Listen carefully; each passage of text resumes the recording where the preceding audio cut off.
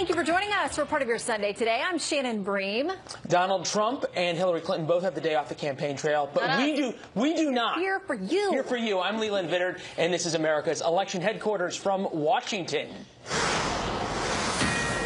It seems like almost every few hours, Wikileaks dumps another batch of hacked emails from the Clinton campaign. We'll get to those in a minute. Kristen Fisher standing by. We also have new documents released to the House Oversight Committee suggesting the FBI investigation into Hillary Clinton's private email server and handling of classified information could have been tampered with. But first, new information just in on the alleged quid pro quo between the FBI and the State Department and the possible criminal consequences of it. Catherine Herridge following the story as she has been from the beginning. Hi, Catherine. Well, thank you, Leland. State Department Senior Executive Patrick Kennedy is a key player in the email investigation as well as the 2012 Benghazi terrorist attack. And now he's at the center of allegations that there was discussion of a quid pro quo between Kennedy and an FBI agent investigating the mishandling of classified information. Staffers for 3 Republican members of Congress who sit on the Intelligence and Government Oversight Committees have reviewed new files from the FBI investigation. And based on those briefings, the allegation is that Kennedy wanted the classification of at least one email changed in a way that would benefit the department and Clinton. And in exchange, there was discussion of more slots for the FBI at embassies overseas. Quote, "This is a flashing red light of potential criminality," Congressman Chaffetz, who chairs the Government Oversight Committee, told Fox. "Both myself and Chairman Devin Nunes of the House Permanent Select Committee on Intelligence are infuriated by what we have heard." This morning on Fox News Sunday, anchor Brett Baer pressed Hillary Clinton's running mate on the accusations. To your knowledge, did anyone associated with Secretary Clinton or her campaign ask or instruct Kennedy to seek changes to classification of emails? Absolutely not. I have no knowledge that that happened. But in this heavily redacted FBI interview made public in September, one of Kennedy's subordinates told agents that in May 2015, Kennedy was pressuring people to change the classification. Quote, "Kennedy held a closed-door meeting with Redacted and Redacted, where Kennedy pointedly asked Redacted to change the FBI's classification determination regarding one of Clinton's emails, which the FBI considered classified. The email was related to FBI counterterrorism operations." A State Department spokesman said the allegations against Kennedy are, quote, "inaccurate and do not align with the facts." The FBI has also provided a lengthy statement to Fox News that said the classification issue and overseas posts were discussed in the same phone call, but they were not connected. The incident, however, was the subject of an internal review by the FBI. We expect these FBI files to be made public sometime tomorrow morning, and that's when we will be able to independently review them, Leland. Yeah, and you have to wonder when they release them how much of it's going to be, as you pointed out so often, I know, redacted. Very heavily redacted. All right. Catherine Herridge, we'll see you tomorrow morning. Thanks so much. Shannon? Well, the latest batch of Wikileaks emails reveals more behind-the-scenes campaign communication about Hillary Clinton's secret email server, as well as her ties to Wall Street and what she said in those private high-paid speeches to business executives. Kristen Fisher has been poring over the latest documents. All right, Kristen, what are some of the highlights in today's release? Well, WikiLeaks just released hundreds of more emails from Clinton campaign chair John Podesta, so we're still going through some of them, but what we've found so far are his very frank responses to a number of important issues, from the San Bernardino shooter to the way Hillary Clinton was handling her own email issues. In August of 2015, about 2 weeks before Clinton finally apologized for her use of a private email server while Secretary of State, a longtime Clinton ally wrote this to Podesta, quote, "Her inability to just do a national interview and communicate genuine feelings of remorse and regret is now, I fear, becoming a character problem, more so than honesty." Well, Podesta responded by saying, quote, "Trying to figure out how to get her there and best way to execute." So that just goes to show you that even some of Clinton's top advisors were uncomfortable with the lack of remorse that Clinton was showing at the start of this whole scandal. Now, another email that's really raising some eyebrows has to do with Podesta's response to the San Bernardino terror attack. Someone sent Podesta this tweet from MSNBC's Chris Hayes, which read, "NBC News now reporting a U.S. citizen named Saeed Farouk believed to be one of the people involved in the shooting," to which Podesta responded, "Better if a guy named Saeed Farouk was reporting that a guy named Christopher Hayes was the shooter." So there you have one of Clinton's top aides lamenting the fact that the shooter had a Muslim name, and that really just underscores one of the biggest critiques of both Clinton and President Obama their aversion to using the phrase Islamic terrorism or radical Islamic terrorism. Okay, so now that more is dripping out, are we getting a response directly from the Clinton campaign? Yeah, we are, and they're really just continuing to go all in on the Russia angle, accusing the Kremlin of trying to interfere with the U.S. presidential election. Here's Clinton's running mate, Tim Kaine, this morning on Fox News Sunday.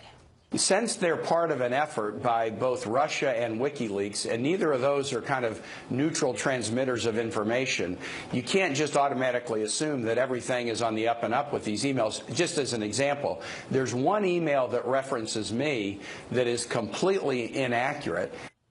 So they're really trying to delegitimize these emails by saying that the source can't be trusted. But, Shannon, they're also not denying their authenticity. They're just not confirming them either. Yeah, it's a very interesting way to answer. It's very nuanced. Right. But we're glad you're pouring through. Thank you, Kristen. My pleasure. Leland? Right now, Donald Trump is at his estate in New Jersey getting ready for Wednesday's big debate. But this morning, the Republican nominee took a break to lash out at the media, tweeting, "Polls close, but you believe I lost large numbers of women voters based on made-up events that never happened. Media rigging election." And this, watch Saturday Night Live, hit job on me, time to retire the boring and unfunny show. Alec Baldwin portrayal stinks, media rigging election. More on this, Carl Cameron standing by outside Trump Tower in New York. Carl, is there anyone that Mr. Trump is not lashing out at right now? There's a lot to unpack there for sure. We've asked our researchers in the Brain Room in New York to look into when the last time a presidential candidate was parodied on Saturday Night Live and then went to war with them the next morning. Donald Trump is not having a day off. He's been out in Bedminster at the Trump National Golf Course with a number of his top aides getting ready for the debate on Wednesday, just as Hillary Clinton is.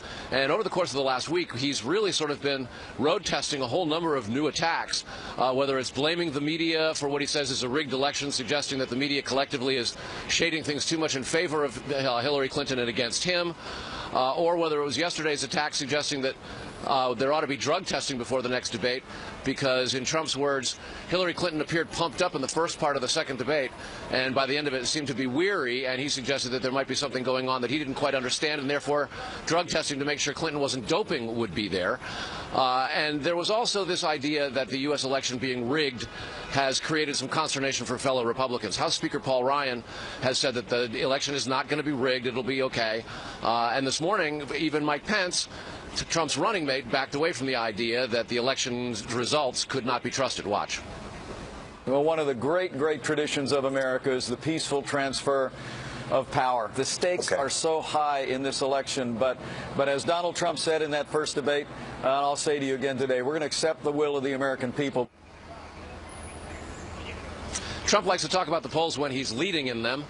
There are two new polls out nationally today. One has Trump trailing Hillary Clinton by 11 points, the other one by just 4. And as you said in that tweet that you read earlier, Leland, they are close. They are close in the battleground states, and they're close across the country. But with 24 days left, there's little denying around the Trump campaign that they are the underdogs right now. And there's a great deal riding on this upcoming debate. And while there was speculation before the last debate about just how aggressive these two candidates might be, there's little doubt, given what Trump has been saying on the campaign trail, that he's going to come out swinging on Wednesday night. Leland? Last chance for both of them. Carl, thanks so much. We'll talk to you soon. Shannon's got more. Well, Hillary Clinton appears to be building a comfortable lead over rival Donald Trump. Here's a look at some of the just released polls today. You heard Carl mention these. These were taken after the most recent debate. An ABC News Washington Post poll shows Hillary Clinton with an 11-point lead over Trump in a four-way matchup with Johnson and Stein, picking up 7% and 2%. And an NBC Wall Street Journal poll shows a tighter gap, Trump trailing by 4 points behind Clinton, with Johnson and Stein at 5% and 2% respectively. Another obstacle for the Republican nominee are the large fractures within the GOP. Many congressional leaders now denouncing Trump. Win or lose, there are going to be some soul-searching moments for the GOP when this whole election is over. Let's get some insight on what the future of the GOP may look like from Dr. Laura Brown. She is an associate professor of George Washington University and joins us live. Good to see you, Doctor. It's great to be here. Thanks. Okay, so there's an interesting thing here, because a lot of people have been brought into the voting process by Donald Trump, people who've never been in primaries before, maybe never voted in the general before. they've come on board. How, if there is a defeat here, does the GOP hold on to the good things that have happened, the new people that have been brought in for them? Well, I think it's going to be tough. I mean, really what you're looking at is what kind of loss is Donald Trump taking? And that will be really the basis upon which any kind of credible claim or rebuilding can happen. So if Donald Trump sort of loses badly, meaning that he posts lower than 40% nationally in the aggregate votes, then I think what you're looking at is Washington and the establishment Republicans will be able to essentially say, I told you so. We need to have gone a different way. In fact, the 2013 Growth and Opportunity Report really suggested we should go a different way. Donald Trump was not a good experiment.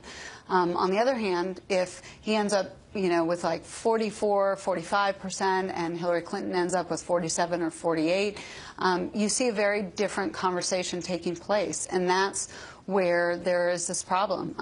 You will have essentially a civil war between the two factions trying to claim dominance in the party. Well, can they come back and forth, back together like the North and South did after the Civil War here in the U.S.? I mean, is it possible for these two different factions who at times have been just vociferously attacking each other to come together and say, we do have some common good and common ideals, things that we agree on, that we can now join forces and go after the other side? Well, and you're right that they do have common things that they can agree upon. In fact, if you look at Speaker Paul Ryan's sort of announcement about their legislative priorities, there is vast support in the House of Representatives to move forward on conservative policies. But whether or not, I think a lot of these people are going to come over and support that House agenda is going to be about whether Donald Trump loses graciously or not. You heard Vice Presidential nominee Mike Pence say that peaceful transition of power is incredibly important, and that, of course, they'll accept whatever result comes in. And that will be the cue to those supporters about what they should do. But all this chatter about the election being rigged, we've been hearing that for months. Yes. And it takes different formats. And if you're arguing it's rigged in the fact that the media doesn't give Donald Trump a fair shake, or they're too easy on Hillary Clinton for scandals that she has versus scandals he has, that connotation of rigged is different than suggesting your votes are not actually being counted at the ballot box. Well, I think that's right. And so what is really going to happen at the end of the day is how are the media reporting the election results on election night? How sort of burned or accepting do those Trump supporters feel should Donald Trump actually lose? And I think so much of that is going to be the cues that come from the top. Yeah, okay. I want to quickly mention three up-and-comers in the GOP you say to watch. Mia Love, Congresswoman out of Utah, Tim Scott, a senator, and South Carolina Governor Nikki Haley. They're all very different. Yes. They all are minority backgrounds. They're different than the traditional years ago GOP face that a lot of folks would think they'd see. How important is it to develop them and bring them up through the party? And what kind of star power do you think they can add? Well, I think it's tremendously important. In fact, if you look at the individuals who were voted both into office in 2010 and 2014, there are incredible stars kind of all across the party, but many of them were not behind Donald Trump. And this is where there is this question of if they can essentially take the spotlight back, if they can redirect the Republican Party after this election, I think the Republican Party really has a tremendous future because they are focused on fiscal issues, and Generation X does tend to be a more conservative generation that is more concerned about fiscal issues. So if they can move the conversation from these sort of social issues and racial issues and gender issues, I think they actually can put the Republican Party on a very strong footing going forward. Yeah, and some of them have their own races to worry about in the meantime. Dr. Laura Brown, great to see you. Thanks so much. Thanks for coming in. And coming up, third-party presidential candidate Evan McMullin is playing spoiler in a deep red state. He's going to join us live to talk about that at 4:30 Eastern. For 50 years since a Democratic presidential candidate won Utah at the ballot box. But earlier this week, the Fox News decision desk flipped the Beehive state from solid Republican to toss up. Donald Trump and his bombastic campaign are not connecting with Utah's Mormon Republican base. But another candidate is. Native's son, Evan McMullin, an independent candidate, is running a tight race with Trump and Hillary Clinton. A new poll shows him at 22% in Utah. That is within the margin of error of Trump and Clinton. Evan McMullin joins us now from Las Vegas. Appreciate you being here, sir. Great to be with you. Thank you. Our brain room, at the request of our producer, put together a little bit of background here. The last time an independent candidate won a state, George Wallace, 1968. Last time an independent candidate won an electoral vote, 1972, John Hospers. That was before either you or I were born. Do you think you're the one who can change this? And is Utah the place? Yes, I absolutely do think it's possible, and the Mountain West, including Utah, I believe is that place. Both Hillary Clinton and Donald Trump were rejected soundly by voters in this region and in Utah in particular, and they're looking for something else. They don't think, and I think accurately, that either of these two major party candidates should be leading this great nation, and they want to find somebody else as we get closer to the election. I think they're looking for other options. The more we learn about Donald Trump and Hillary Clinton, the more we realize how corrupt they are and how their ideas are old, and we need something new. We need a new generation of leadership and a new conservative movement, and I and my running mate Mindy Finn are offering just that. It sounds a little bit like the argument that you dare say came from John Kennedy back in 1959 and 60. Speaking specifically of the Mountain West and Utah, where you're from, huge Mormon population there. How much is the Mormon values, you think, playing in to this big break towards you and towards other independents on the ballot? I think there is a factor there that is just that, but I think it's it's larger than that. I think there's an independent streak in the Mountain West. I think that there's a goodness of the people there that just reject the brashness and the hostility and vileness of Donald Trump and his campaign, and people who reject the top-down, one-size-fits-all centralized government of Hillary Clinton. I mean, they're looking for something else. They're looking for independence. They're looking for liberty. They're looking for leaders who will unite us, not divide us. And neither of these two major party candidates are offering that. That's what I am offering, and that's why I think we're competing well there. This is an important question. Are you more never Trump or are you more never Hillary? Because the argument can be made that by pulling so many votes in the Mountain West, you could help the candidate that you dislike the most. Well, I'm opposed to both of them. I think they're both awful in their own ways, some similar ways, some different ways. We need better leaders. It's time for someone to stand up and say enough is enough. We've got to have leaders who are honest and wise and who will put the interests of the American people first. And we just don't have that in this campaign other than, I think, Mindy and I. So that's what we're doing. Look, I'm exercising my constitutional right to run for president and to offer the American people something better. I don't want to see either of these two major party candidates in office. I'd like to stop them both. We could get into detail about why each is bad, but they're both awful and they both need to be stopped. Evan, we're 3 weeks out from the election. You haven't been on a debate stage. Polling is certainly well in Utah and some Mountain West states, but not across the country. I think reasonable people could agree you're likely not going to be sworn in on January 20th here at the Capitol. What's a success, though, for you out of this campaign? Is these interviews a success? What's the end goal here that you'd say, hey, look, all the hard work I've put in, the sleepless nights, the travel, has made it all worth it? Well, first of all, we're the only conservatives in this race, and we're standing on principle like no one else is, sadly, from the Republican side or conservative side, or few are.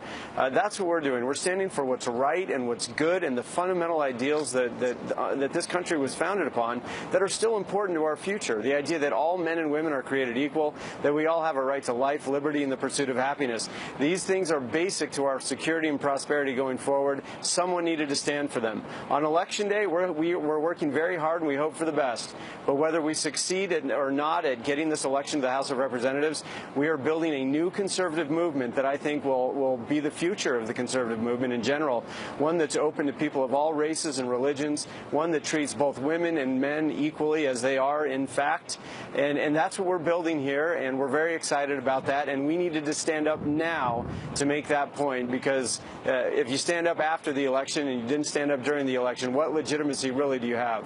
Well, hard to complain if you didn't show up. Evan McMullin, appreciate your time, sir. Thanks for being here and sharing your thoughts with us. Come back before the election, especially if you're out in Utah. I'd love to hear how it's going out there.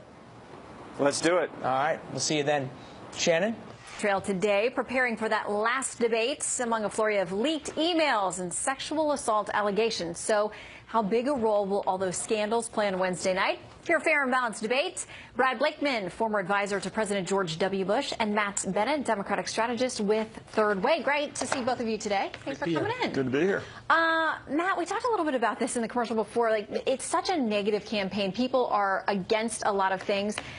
A lot of people worry we're not for a lot of things, no matter which party you're with. People want to hear more policy. It just can't seem to get past the personal. Yeah, it's really hard. And I think one thing that will drive the next debate is the kinds of questions they get asked. Because if you remember in the last one, the very first question, not surprisingly out of the box, was about the Trump tape. I think that's unfortunately going to dominate a lot of the next debate. So it's really hard for policy to make its way out from behind all this. But now we know we have Chris Wallace at the helm, so we trust, and he is great at navigating and being really tough on both sides of any argument or conversation. So we know he's going to do a great job. And listen, Brad, as much as people complain about the negative and all of the salacious stories and those kinds of things and the scandals, we know that negative ads work. As much as people say they don't like them, they do work. They do, but the negativity tends to come from outside sources. Third parties tend to do negative ads. Also, campaigns do it, but they don't expect the candidate to dwell on it and be negative. And I think Chris has already announced his format, which is very substantive in issues. So I think my advice to Donald Trump is stick to the issues. We win on the issues. It's when you go beyond that and get personal that you just don't score the points you would if you just stuck to the policies that you're expounding. Matt, how much do you think the Clinton campaign at this point is preparing for, whether Chris is going to bring it up or not, that Trump would bring up this constant drip of these WikiLeaks emails? Speeches that, he's going to argue show that she's in bed with Wall Street, though publicly decrying them. Conversations about whether deals were made with the State Department, the FBI. Pay per play, cronyism, all those kinds of things. How much time do you think they're devoting to answering those issues? A lot. I mean, I have no doubt that they're getting ready to answer those questions. One thing to keep in mind is these are stolen emails that were almost certainly stolen by the Russians with the intent of impacting our election. So she is certain to make that point. It's exactly the same as if somebody had broken into John Podesta's house, stolen his diary, and put it on the internet.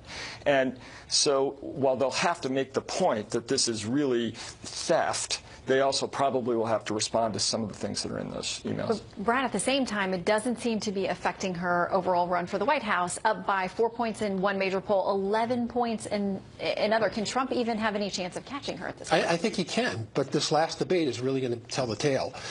He needs to get off the salaciousness of these sex scandals and back to policy. And if he's able to do that and stick to policy, do you think he she's wins going to bring it up? Do you think she's going to bring that into the conversation to talk about his alleged mistreatment of these women?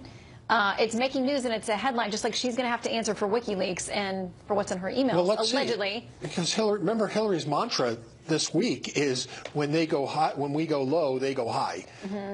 She can't afford to go low. She's got enough baggage, and she knows what Trump is likely to do because Trump's not a wallflower. So I don't think Hillary's going to do that, and if she does, I think she does at her peril.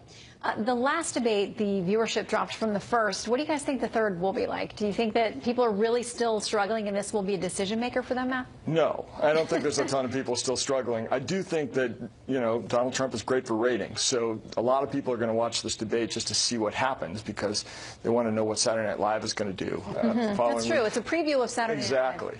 But I do think it'll be heavily consumed. I don't think anyone is going to say, I'm really still struggling between these two fine candidates and who do I want to go with. I do think it's people have pretty much made up their minds at this point. And Brad, people have been voting for weeks already, and they continue to do the early voting, the absentee voting. I mean, a lot of folks have already made up their minds. That's true, but there's a lot of people who are having buyer's remorse. They want to change their vote. So I happen to think there are a lot of people still that don't like Hillary, don't like Trump. It's going to be hard for them to make a decision. I think these debates are going to matter. Yeah, and we still see the third-party candidates showing up relatively strong, and especially in Utah, like we talked with Evan McMullin not long ago. This is truly an election like no other. Well, we're glad to share it with you, so thank you both for coming in to help us break it down. And as you know, Fox News is your election headquarters. Coming up at 10 p.m. Eastern, vice presidential nominees Tim Kaine and Mike Pence are the guests on Fox News Sunday, hosted this week by chief political anchor Bret Baier. And this week's Power Player of the Week is none other than our own Chris Wallace, who is getting ready for Wednesday night. This moment, what this moment means for you.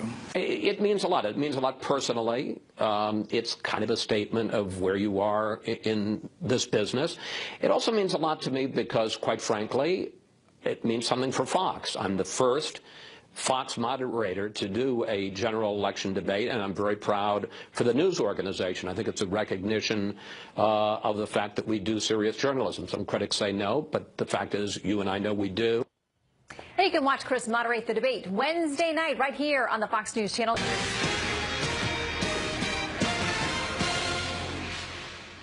House Speaker Paul Ryan is sounding the alarm, calling on Republican congressmen to do whatever it takes to protect their seats, even if it means denouncing the Republican nominee.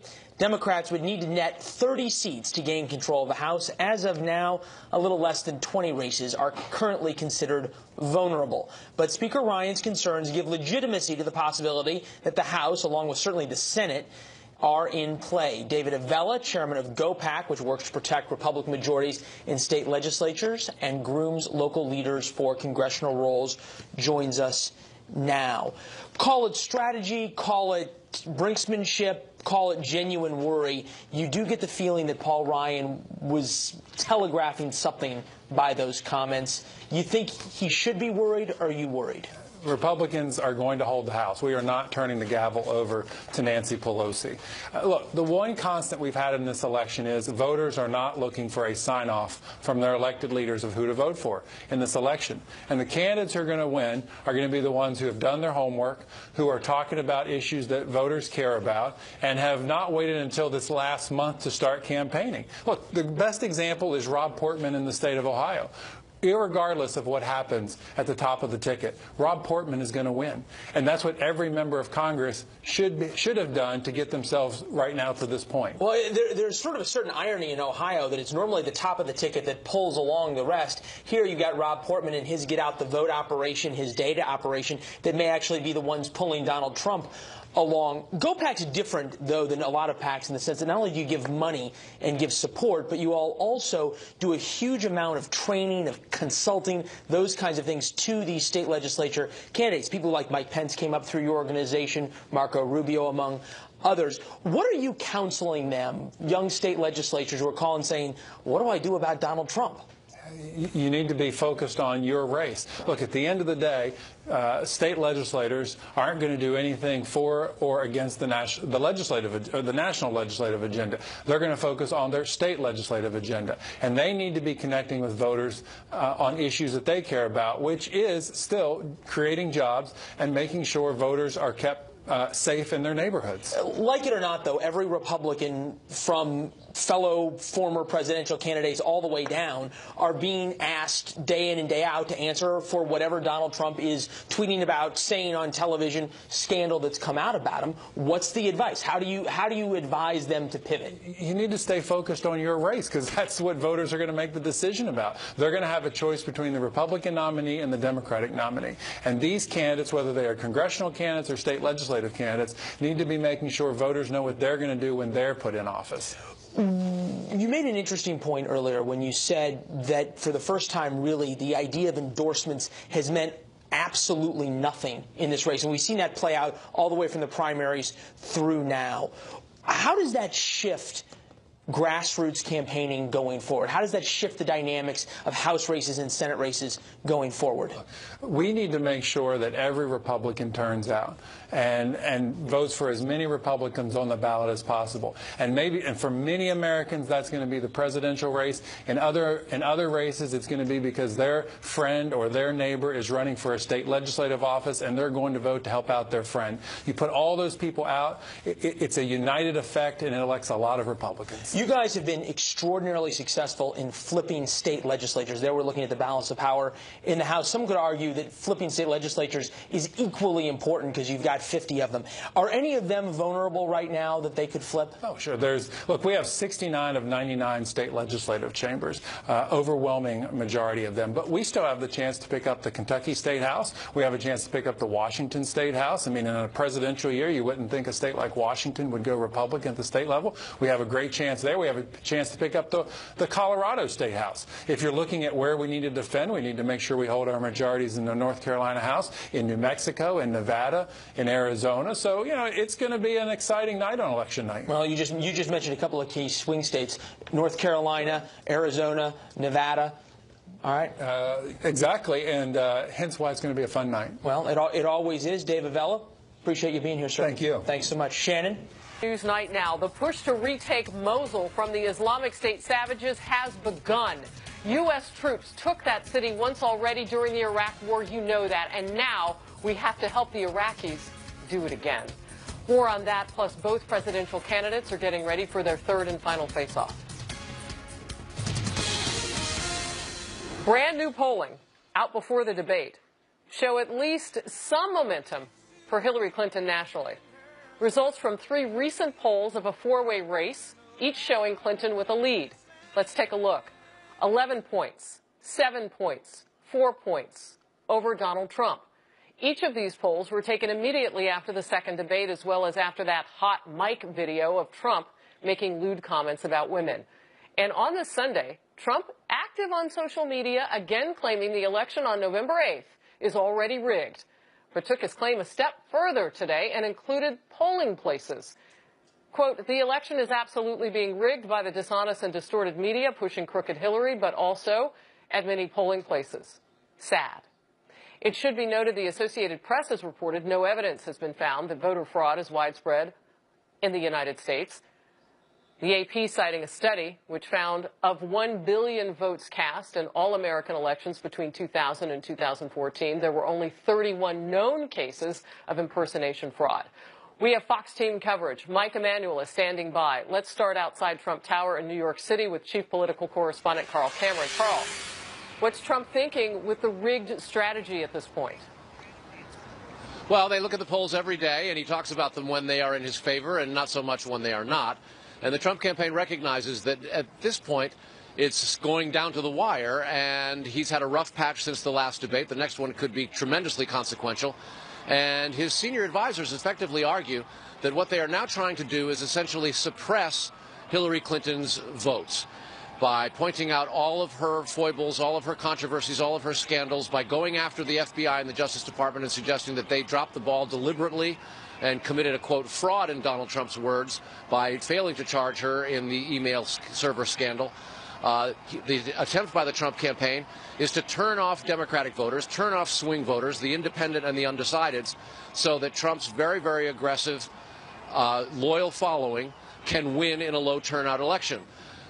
Donald Trump effectively has attacked Hillary Clinton, has attacked the media, has attacked the Republican Party, has attacked the Republican Party leader, House Speaker Paul Ryan, and the Democratic Party, saying that they rigged it and cheated Bernie Sanders. This has created in some of the Trump supporters a rhetoric about the possibility of refusing to accept the outcome of the election. There's even been talks of pitchforks and torches. But it was Mike Pence, the Republican running mate, governor of Indiana today, that said, well, no, the Trump-Pence ticket will accept the will of the people, even if it doesn't go Donald Trump's way. Watch. One of the great, great traditions of America is the peaceful transfer of power. The stakes are so high in this election, but as Donald Trump said in that first debate, and I'll say to you again today, we're going to accept the will of the American people. So it doesn't mean that they're going to look for something to sort of overturn the results at the end, but it does suggest that Donald Trump is prepared, if he should not be the winner, to blame it on a system that he has from almost the very beginning of his campaign complained is rigged. Harris? Well, there is something to win before November 8th, and that is the final debate between these two, which is this Wednesday, October 19th at 9 p.m. Eastern. Everybody's night's made. They know where to watch that on Fox. So how is Trump preparing for Wednesday's debate? Well, he's already sort of debuted in plain view a whole series of new attack lines. Yesterday in Portsmouth, New Hampshire, for instance, he suggested that there should be drug testing on Wednesday night, suggesting that Hillary Clinton had been doping prior to the last debate and came in pumped up. And so he said, I don't know what's going on here, but maybe we should need drug testing, and the crowd absolutely loved it. He has been very aggressively pounding the media for not having covered the email scandals, particularly those hacked emails that have been released by Wikileaks now in an ever-growing avalanche of tough news for her. Today's a good example of what happens when the media doesn't have Donald Trump's latest outbursts to report on. He's actually in debate preps in Bedminster, New Jersey. It's about an hour west of here. He's been going to New Jersey pretty much every Sunday when he has been in town for that debate prep. We do not have any indication that we will see the type of performance that we saw at the pre-debate last week, or a week ago, excuse me, when the Trump campaign brought out 4 of the Bill Clinton accusers to a pre-debate news conference. That type of showmanship we haven't heard about yet, but it is a fair bet given from the attacks on the establishment, attacks on the electoral process, and attacks even on fellow Republicans and Hillary Clinton, that when Donald Trump hits the debate stage on Wednesday night, this is likely to be another brawl if he has his way. All right, Carl Cameron, our viewers don't know this yet. We're going to tell them now. We're going to ask you to stand by because we're going to do something special in a moment, so we'll come back to you. As I mentioned, Hillary Clinton is off the campaign trail, prepping for Wednesday's debate as well, we're told, while her running mate, Tim Kaine, was busy in her place. Virginia Senator Kaine weighed in on Wikileaks of all those emails regarding Hillary Clinton and her Clinton Foundation, so on and so forth, and also the campaign. Our team coverage continues with senior political correspondent Mike Emanuel near the Clinton family home in Chappaqua, New York. Mike? Well, Harris, good evening. What's striking from the WikiLeaks latest is essentially some of the tough criticism coming from Clinton allies, including criticism of Hillary Clinton herself. For example, Neera Tanden, Center for American Progress, wrote to John Podesta saying, quote, her inability to just do a national interview and communicate genuine feelings of remorse and regret is now, I fear, becoming a character problem more so than honesty. There's also the ongoing controversy about Communications Director Jen Palmieri, who criticized media moguls for raising their children Catholic. Palmieri notes she is a Catholic, and so is running mate Tim Kaine, who was on the spot today. Palmieri, who is Catholic. She has said, yeah, I sent that email, and I had some opinions, and I shared them. But I do know what Hillary Clinton thinks about Catholicism because she picked a Catholic running mate.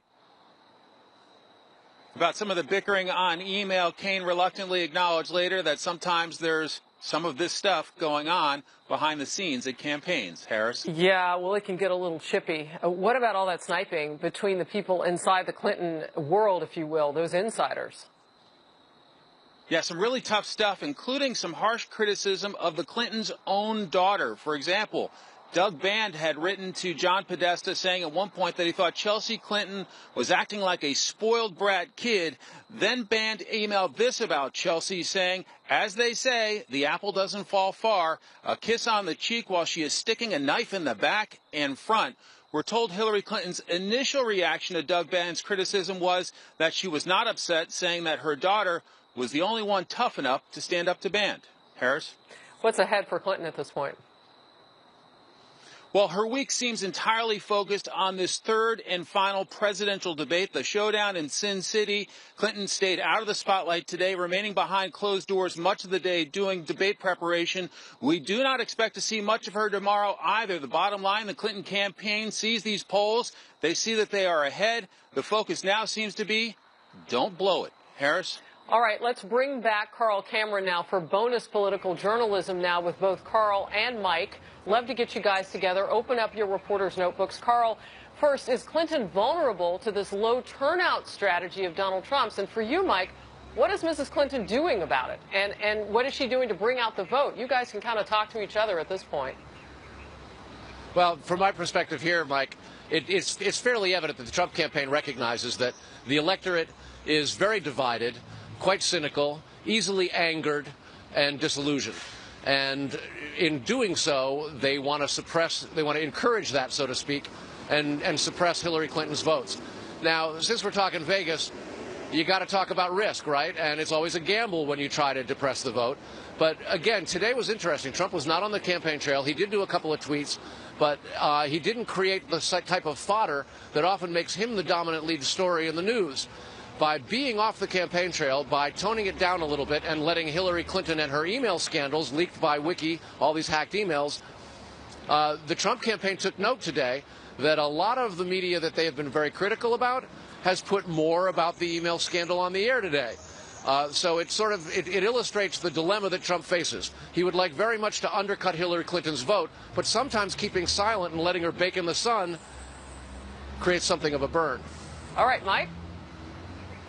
Well, Carl, I would just say that the Clinton campaign has openly expressed concern about voter suppression, essentially people getting fed up from all the negativity and saying they're going to stay home. And they are very much concerned about this Wikileaks drip, drip, drip of daily emails from John Podesta, 10 years worth, coming out day after day after day.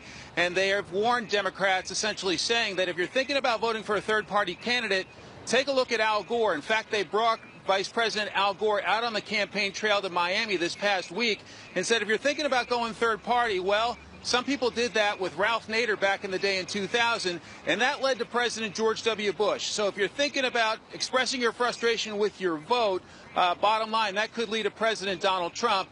But they are worried that Donald Trump at this point is trying to do a race to the bottom. And so they're trying to energize their folks to still come out and turn out in big numbers and not pay attention to the polls, just deliver a victory on Election Day. Well, I got to tell you, listening to both of you kind of riff on this, it points to the fact that, Mike and Carl, this could actually work for Donald Trump. I want to give you both a quick last word. Carl?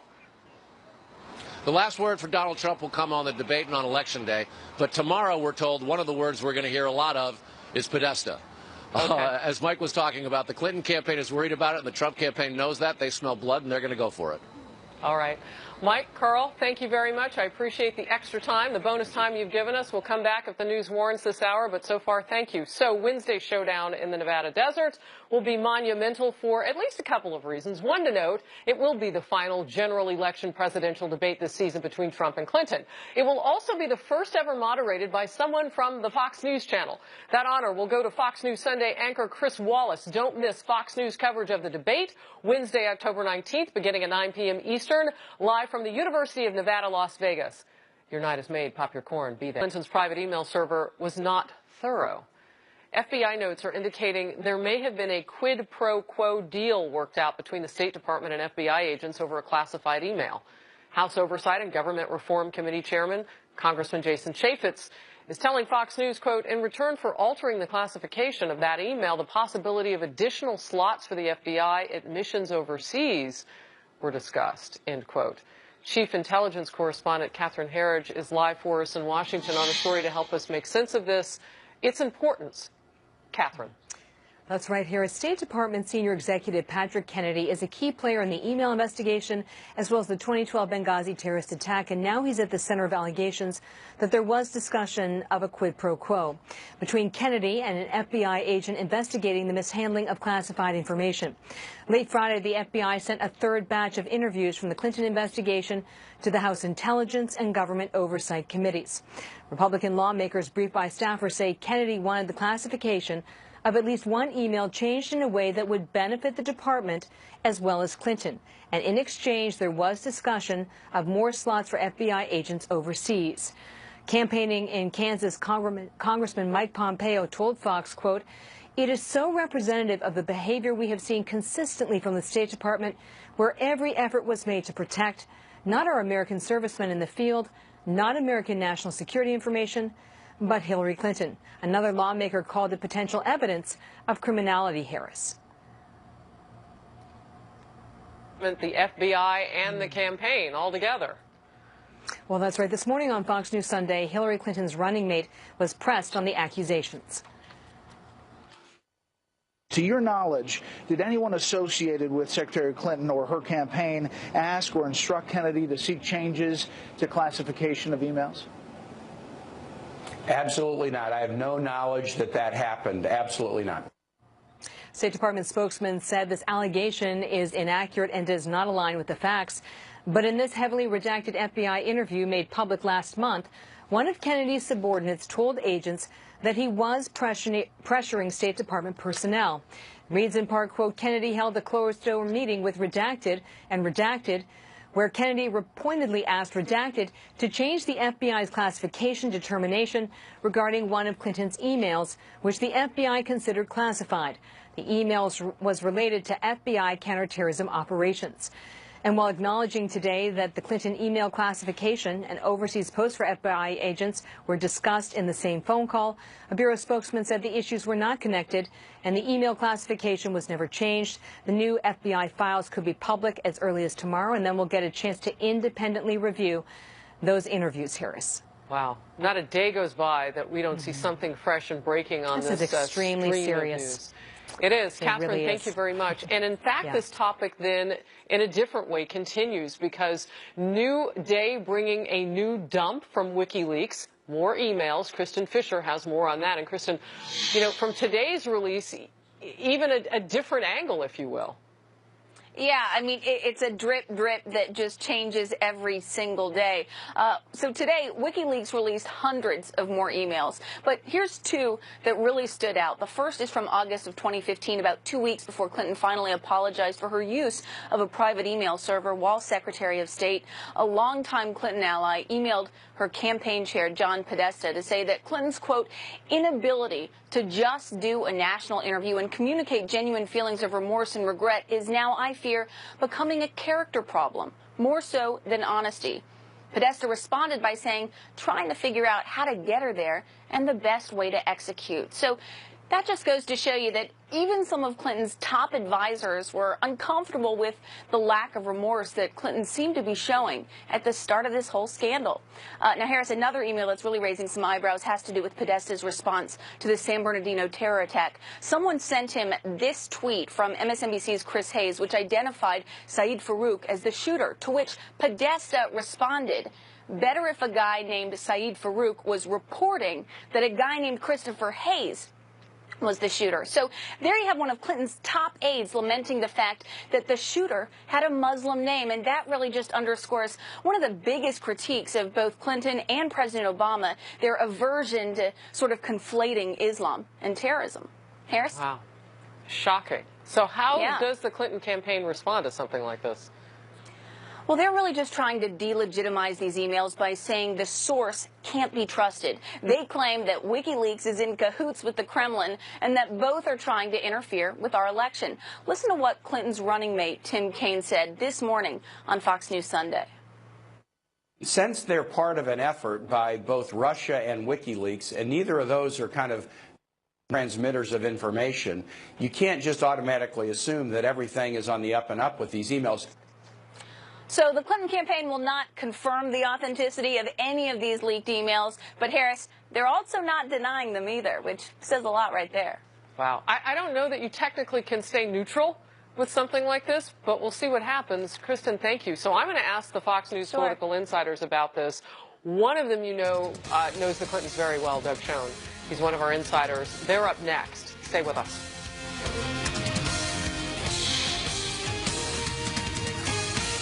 So let's just jump right in. The state of the race right now. Doug Schoen, former strategic advisor to President Bill Clinton, 6 years in the White House doing that, now a Fox News contributor. John LeBoutelier, former field director for President Ford in '76 and a New York politician as well. Pat Caddell, strategic advisor to President Jimmy Carter and Fox News contributor as well. I'm going to jump in state of the race right now, Pat.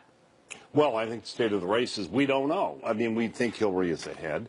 We have polling that shows today, just today, that one poll shows she's 11 points ahead, another poll she's We can 4. pop that up on the screen. And another poll shows the ABC poll is 4. We have the Fox poll last week, which went from 3 polls, including the week before, at 2 points party difference, Democrats, Republicans, which with the margin of error and other things, I think is now the most important number, suddenly went from 2 to 9, with 1/4 of conservatives voting for not only for Hillary, but for the Democrats for Congress. I don't believe that. We need to look at these. Something's happening with the polls. They're very different. But we need to be somewhat suspect of all of them. When you say something's happening with the polls, Doug, I want to ask you, what's happening with the polls? Sure.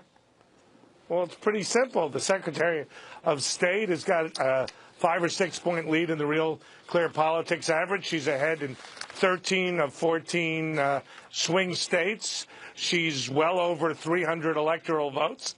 I think, as I've said before on this program, she's poised to win. And the 538 analysis, Nate Silver, gives her an 87% chance of winning, which I think is about right. All right, the silent Trump vote. And I hear about this on the ground with voters, with viewers, John, that people really, this environment is so politically charged, nobody wants to say really honestly who they're voting for. Right. Well, is that a possibility that vote exists? Yes. I think there's a hidden Trump vote, and I think there's another thing. Through the last several political cycles, where the polling, and I can give 4 instances, the 2014 Senate races predicted the Democrats would keep the Senate. Republicans won it by 4 seats. 2015 Kentucky governor's race, the Republican, Matt Bevin, was behind by 5 points in the poll going into Election Day, won by 9%. It's a 14-point gap. A Trumpian kind of candidate. A Trumpian-type candidate. Benjamin Netanyahu was behind in the polls going in February 2015, won big. And Brexit, most polls had it winning, and it lost. So there's something, as Pat says, going on in polling that conservatives are being undercounted. Pat? Well, plus I think that there is some, we don't know, there's sampling problems everywhere. But you need to know the size of the sample, you know how it's done. It could be the live calls, despite the fact that some believe that, and that those are the only credible polls, may in fact be running into what you're saying. People who are reluctant to say or talk to a live person. Maybe these online polls are better. It certainly was in Brexit. Who knows? Pat, if I were the Hillary campaign, I would assume 5 points. 5. That's it. I would say 5 points that I would assume Trump's going to get beyond what is polling. Oh, That's really? I would, just to be safe. Well, that puts them into a statistical heat in most cases. And then let's give talk Hillary about women voters, because that's something else if we can. And I know we're having some issues with putting numbers and things up on the screen. So if my team works it out, we'll let you know. But 20%, a 20-point lag between Trump and Hillary Clinton among female voters. Yeah. When you look at the fact, Doug, that we make up 53% of the electorate, is that as big a deal as it looks like on paper? It absolutely is, Harris. I can't underscore it enough. The fact that Donald Trump is not campaigning on the issues, but he's rebutting the increasing number of allegations against him, attacking the Secretary of State and Bill Clinton, all that does is drive up the gender gap and, frankly, in my judgment, make it tougher for him to win, because he's not talking about change and corruption. He's rebutting allegations he should largely avoid. All right. I want to add some balance here, too, Pat, because when you ask in one poll, when you ask women whether or not the whole discussion over the hot mic situation with the lewd comments coming about women from Donald Trump really mattered in their vote, 63% said that is not an issue that they consider to be important to them when it comes to voting. Here it is. Okay. So. Trump's comments on videotape, do they matter? 64% say it's no difference. Yeah, but that doesn't mean they haven't already assumed he's a bad guy, so the tape doesn't make any difference. They say, I already knew he was a bad guy. Look, that doesn't really the media, part of this is, when you cannot ignore it now, is how the media is piling on in a way that is unprecedented, including, I believe, in some of the polling in which they use it to drive narrative. I have a suspicion about some of the polls and how they're being manipulated. But I want to go to a larger point, which is the one Doug is saying. Last week, Donald Trump spoke in West Palm Beach, gave a great speech on raising what I would call Smithian issues of the candidate Smith, the corruption, the issue of who runs the country, all of those things that followed it by his defense on women. And then he sort of dropped that and went into the women's defense. It's all the media wants to cover. That's what's been driving it. And it's going into this debate. Now, let me tell you, we saw a Wall Street Journal article that suggested that he had advisors telling him that the strategy was to drive down Hillary's vote. I want to tell you now, that strategy, if he was given that as strategy, and I assume it can't possibly. We've reported it this hour. It is insane. It is not only insane. I've done this before in state races. It will not work in a presidential. You don't think it'll work? And it's malpractice at a presidential level. I want to talk about this because this made news on this Sunday. An independent candidate is shaking up the presidential race in Utah. If you've been watching it, Evan McMullin describes himself as the only true conservative in the race, although he has not held elected office, and he's not actually technically under any one major party, but he's giving both nominees a run for their money in his home state. McMullin spoke with Leland Vittert earlier today. Watch. We are building a new conservative movement that I think will be the future of the conservative movement in general, one that's open to people of all races and religions, one that treats both women and men equally as they are in fact, and that's what we're building here, and we're very excited about that, and we needed to stand up now to make that point, because if you stand up after the election and you didn't stand up during the election, what legitimacy really do you have? All right, so it's his home state, but when you factor him in, he gets a number like 20%. And he's only registered in 11 states on the ballot, but there's an article, I believe it's in the Times, about the moonshot of Evan McMillan. I mean, what do you make of this? We go back to last spring, and Bill Kristol had a meeting with Mitt Romney where they decided we have to get somebody to run. Would you do it, Mitt, to run, not to win the election, but to take enough votes, away from Trump to deprive him first of the nomination they hoped and then of the general election? And it's reduced to this guy, who no one's ever heard of, not a bad person, but not really a presidential timber person yet, in one state. And the race is somewhat close in Utah, but, you know. There was a poll today, the CBS Battleground poll, that showed Trump at 37 and Hillary Clinton and McMullen tied at 20. I don't, what this is the last desperate effort of the Romney people and Republicans who wish to destroy their party in order to save it, which is their strategy. Bill Kristol's people, it's like the village in Vietnam. We had to destroy it in order to save it. They wish to destroy their party. What a metaphor. Yes, well, that's pretty much going on. I mean, that's what's happening in D.C. You can see it everywhere. And I just, hey, you know what? And you know what? Anybody Harris, could be, you tell them, anybody could be president. No, I was just going to say all of this takes away from